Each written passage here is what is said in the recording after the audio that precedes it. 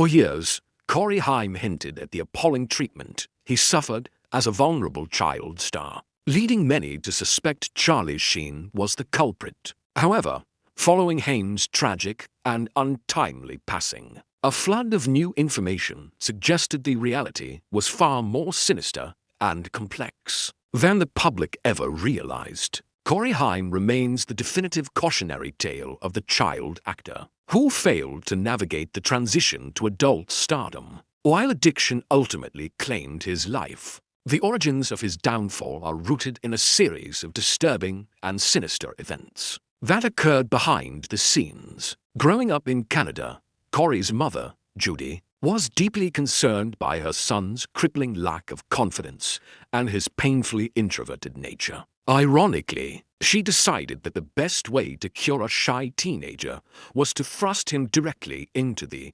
unforgiving glare of the spotlight. She enrolled him in improv and mime classes to draw him out of his shell. It was actually his older sister, Kerry, who dreamt of an acting career, and Corey's initial job was simply to chaperone her to various auditions. However, while Kerry was met with constant rejection, producers were immediately captivated by Corey, despite the fact that he wasn't even there to audition. His career began with a string of commercials before he landed a role in the Canadian educational program The Edison Twins, setting the stage for his massive leap to Hollywood. In 1984, at just 13 years old, Corey won a role in the thriller Firstborn. What should have been a celebratory milestone turned into a terrifying ordeal due to the method acting tactics of his co-star, Peter Weller. On the very first day, Corey attempted to compliment Weller on his performance. In response, Weller, who played the boy's abusive stepfather, physically assaulted the teenager by slamming him against a wall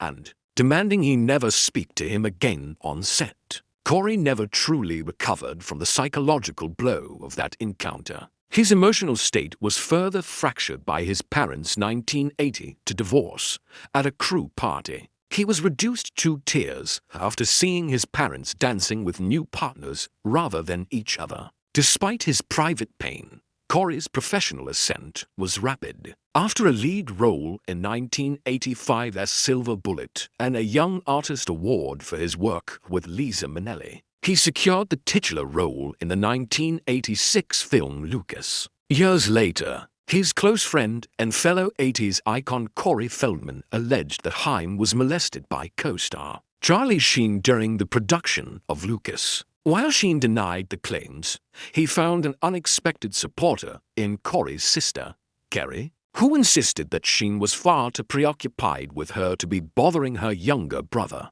The allegations resurfaced in 2017 when actor Dominic Broscher, a friend from The Lost Boys, also accused Sheen of assaulting Haim. In a shocking twist, Corey's mother, Judy, publicly defended Sheen and instead accused Broscher of being the true abuser, leading some to speculate that Sheen may have paid for her public support. Following the success of Lucas, Corey moved to Los Angeles and was cast in the vampire classic The Lost Boys. It was here he met Corey Feldman, sparking a friendship and a cinematic partnership that would lead the public to dub them the two Coreys. While their older co-stars were out partying, the two boys spent their time watching films together, unaware that their partnership would face unspeakable lows. By their second film, License to Drive, the cracks were showing. Director Greg Beeman noted that the pair would often vanish from set.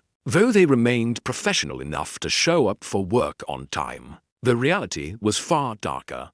Haim was already spiraling into addiction. Because he only had a learner's permit, producers had to hide an adult in the back seat of his car during driving scenes. But his inability to drive was the least of their worries. During a stint in rehab, he was prescribed medication for withdrawal symptoms, which triggered a catastrophic addiction to Valium. At his lowest point, the young star was popping up to 85 tablets a day. As his drug habit became public knowledge, his career stalled, and he was relegated to direct-to-video films. His girlfriend at the time, Baywatch star Nicole Eggert spent her nights in emergency rooms trying to save him from his latest overdose. In a final attempt at stability, Haim bought a mansion in Hancock Park with his business manager, Michael Bass. It was a disastrous decision. Bass was a convicted swindler who reportedly used the house to run a fraudulent toys for Tots charity benefit. When Corey attempted to fire him a year later,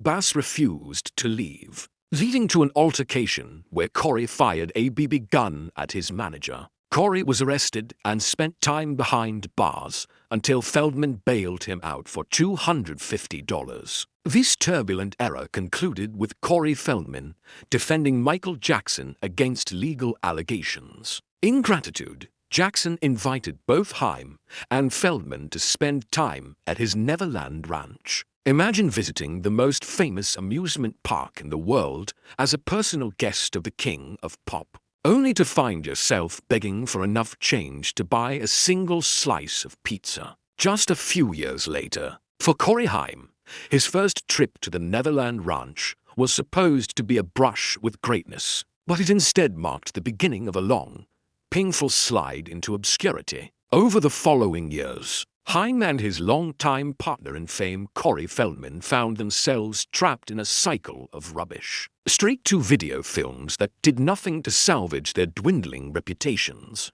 In a desperate bid to return to the mainstream, Corey auditioned for the role of Robin in Joel Schumacher's Batman Forever. He likely banked on Schumacher remembering their successful collaboration on The Lost Boys. But the director chose Chris O'Donnell for the part instead. It was a bitter pill to swallow, and it became increasingly clear that Haim's unpredictable behavior was burning every bridge he had left in Hollywood. Still reeling from the Batman rejection, Corey agreed to appear in Feldman's directorial debut, a low-budget comedy titled Busted. However, during filming, his addiction spiraled so far out of control that even his best friend could no longer ignore it. Feldman, who took his first turn in the director's chair very seriously, realized he simply could not rely on a lead actor who was frequently absent or occasionally high on set. With a heavy heart, Feldman was forced to sack his closest companion.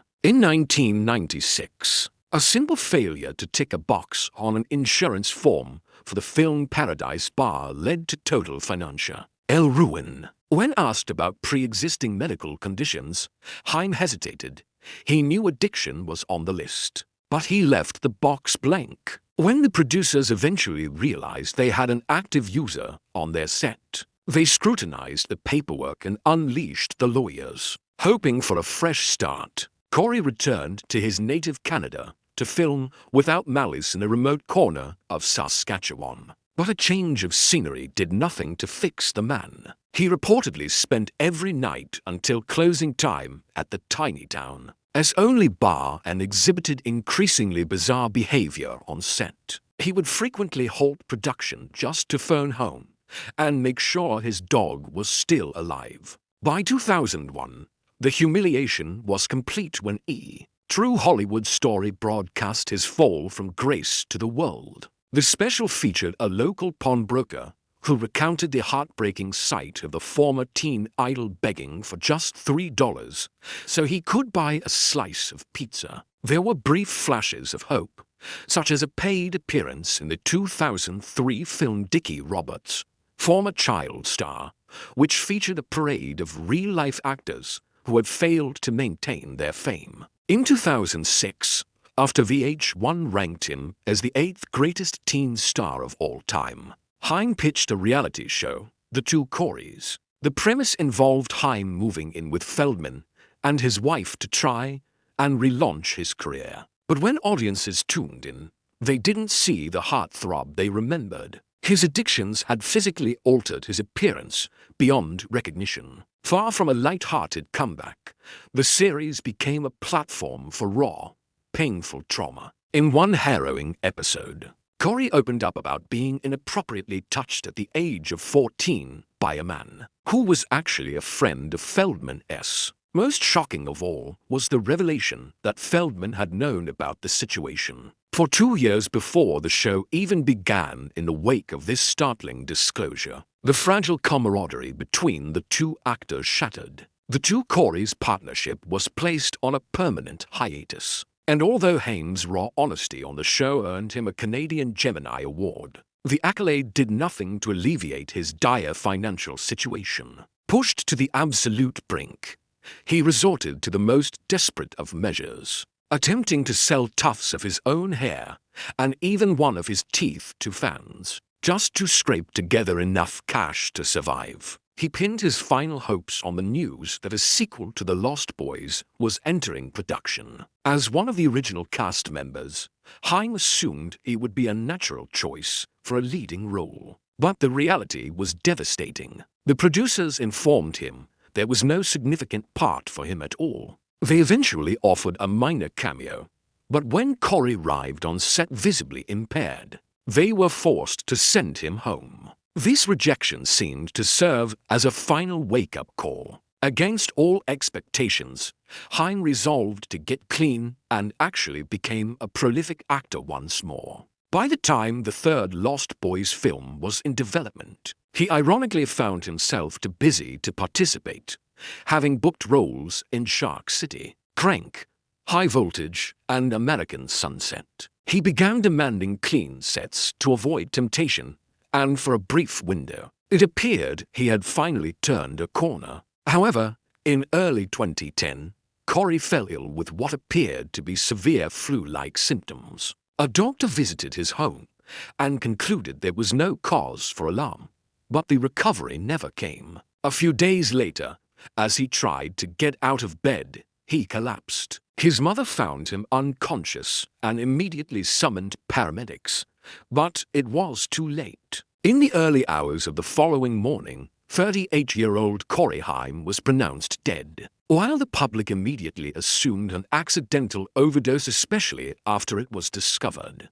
he had used aliases to obtain prescriptions, the official coroner's report cited pneumonia and significant lung damage as the cause of death. The tragedy was compounded by the fact that his mother could not afford a funeral. While the city of Toronto and a memorabilia site offered some assistance, it was ultimately the funeral home itself that bore the cost of laying him to rest. 10 years later, the mystery of what truly happened to Corey Haim took a darker turn. Corey Feldman released a bombshell documentary alleging that a predatory pedophile ring in Hollywood, which he dubbed the Wolfpack, had targeted them both as children. While some dismissed Feldman's claims as conspiratorial, others pointed to the unsettling evidence that continued to surface. Ed Meyer, a producer on The Two Coreys, claimed to possess a recording of Haim admitting that even Michael Jackson had touched him, inappropriately following their initial meeting at Neverland.